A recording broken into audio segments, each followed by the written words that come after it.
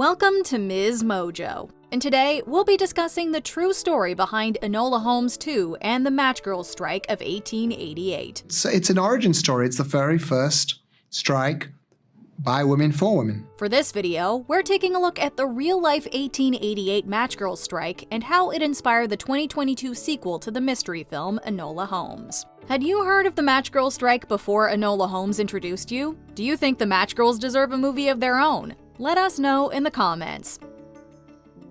During the finale of Enola Holmes 2, the female workforce of a matchmaking factory in London abandon their benches and stage a walkout. They're led by Sarah Chapman, one of their own and a pivotal character in the film. The scene was inspired by the real Matchgirls Strike of 1888, but how much truth is in the tale? Mate Isley, William Lyon and I set out to prove something. To prove that this factory was killing people. And they knew it.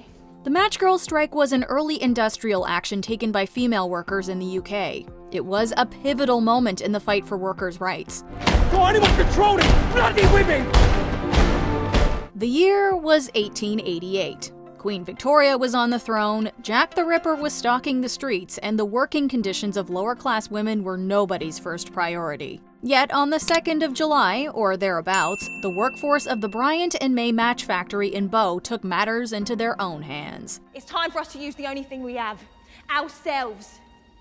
It's time for us to refuse to work. On the first day of the strike, roughly 1,400 girls stopped their work, demanding change from the factory management. Within the space of a few days, the factory had ground to a halt, and the whole workforce was out on strike. There they go. Well, that's a whole lot of noise. Bryant and May employed almost 5,000 workers, most of them female, in their mid-teens to early 20s. They were mostly Irish immigrants or of Irish descent, drawn from the East End slums, which were then a place of extreme poverty and overcrowding. There's no question that life was notoriously difficult for these marginalized populations. The East Enders were considered too rough, not suitable for domestic service. The workers of the match factory were denigrated for their colorful clothes, shrill laughter, and their knowledge of, quote, all the popular music hall songs of the day. Wherever I go, they shout hello, and did you get that hat? The music hall, as depicted in Enola Holmes 2, was their one outlet for entertainment, but it was a rare pleasure. The factory girls worked 12 to 14-hour days for around 4 to 8 shillings a week, a fraction of the wage earned by male employees. That is a penny off your wages. She's just learning the way, Mr. Crouch.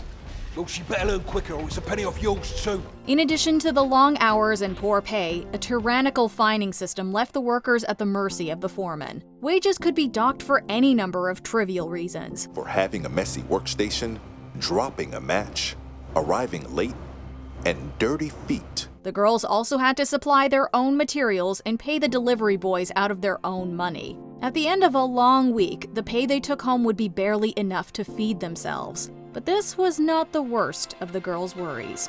Mouth. What are you looking at? The matches in the Bryant and May factory were made with white phosphorus. Due to exposure to this hazardous substance, many of the workers developed a form of bone disease that came to be known as phossy jaw. The early indicators of the condition were toothache and flu-like symptoms, and it culminated in the painful swelling and eventual decay of the jaw. The condition would be potentially fatal if the infection spread to the brain. So doctors would often need to surgically remove the jawbone completely. Bryant and May had identified the problem, but their solution was simply to fire anyone who had a toothache, or force them to have their teeth taken out. That you, eh? No, didn't think so. Right, back to work. In Enola Holmes 2, we're told that the factory had switched from using non-hazardous red phosphorus to the deadly white alternative, and that the factory owners were covering up the effects. In reality, Bryant and May had always used white phosphorus and made no attempts to transition to the less dangerous kind. By the late 1800s, only 2 of the 25 match factories across England used red phosphorus instead of white. There were numerous reasons for the factory girls to strike, but the days leading up to the event can give us an idea of the growing discontent and the spark that finally lit the flame. The women had no choice but to risk their meager wages and organize. to save their lives. In June 1888, a prominent socialist named Annie Besant was attending a meeting of the Fabian Society. This was a mainly middle-class organization that promoted social democracy and reform. On hearing of the horrendous conditions at the Bryant and May factory, she was determined to find out more. Besant, who was a writer and campaigner for women's rights, interviewed some of the factory girls and published an exposé with the title White Slavery in London. As the story circulated, it horrified and informed readers, leading to public awareness, sympathy, and most importantly, support. The article gained traction and the factory owners were furious. They reportedly threatened to sue Besant for libel and attempted to persuade the girls to sign off that the article was all lies. But they wouldn't do it.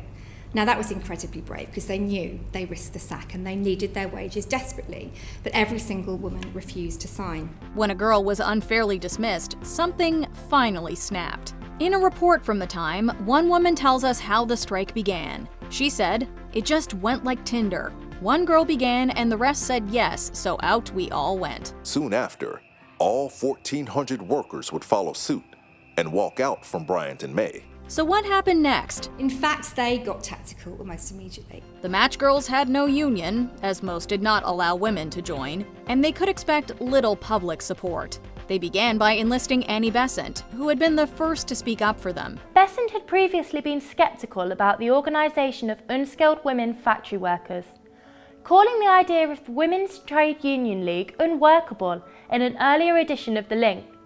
But the Match Girls changed her mind. 200 women marched to her office in Bouverie Street and 3 met with her in person. These were Mary Naulls, May Cummings, and Sarah Chapman.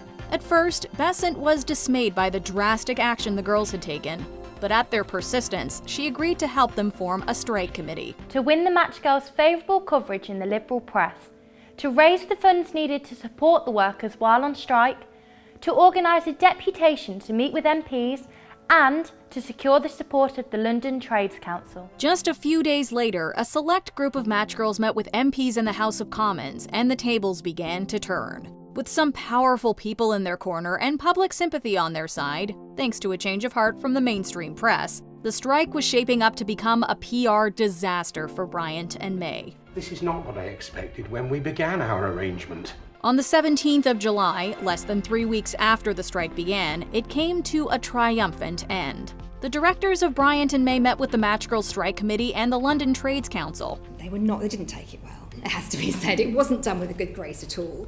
There's letters in their archives years later saying, "Don't talk to us about that strike." They agreed to meet all of their demands. These included the abolishment of fines, the reinstatement of all the strikers, the introduction of a dining room where the girls could eat away from the phosphorus, and the forming of an official union. The Union of Women Matchmakers Labor Union, one of the first of its kind. The committee conveyed the results of the meeting to the rest of the girls, who greeted the news with warm applause and wild cheering. The Star expressed admiration at a victory, quote, won without preparation, without organization, without funds, and described it as a turning point in the history of our industrial development. Be one voice. In Enola Holmes 2, Sarah Chapman is presented as the strike leader and the brains behind the discovery of corruption within the factory. It's all there. All the proof we need. A contract between Lyon and McIntyre to change the phosphorus. In reality, the factory girls were mostly aware of the damage caused by the white phosphorus, and no one ringleader has been specifically named among the workers. However, Chapman was an important voice among the strikers. I know you're scared. I am too, but it's the only power we have!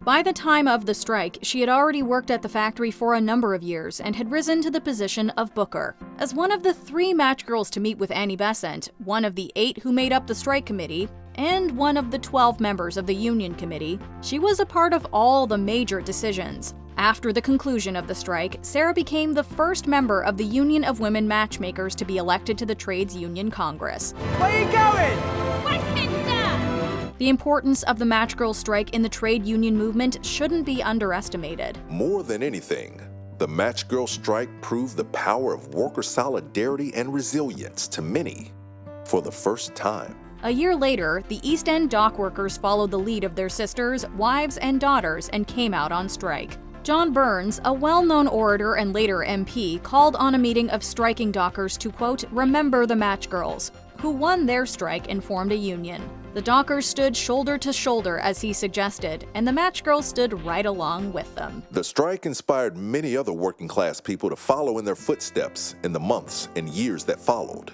and resulted in a labor movement known as New Unionism.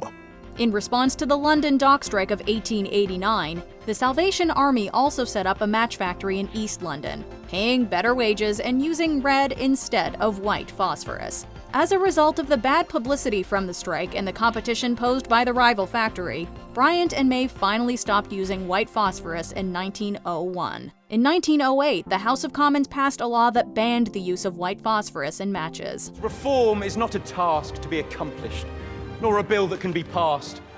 Rather, it is a constant need for change. In 2022, the Matchgirls were commemorated with an English Heritage Blue plaque, unveiled by the great-granddaughter of Sarah Chapman. To do what they did in those days, in those circumstances, is nothing short of miraculous, and they all pulled together and they stood up for what was right. Check out this other recent clip from MsMojo, and be sure to subscribe and ring the bell to be notified about our latest videos.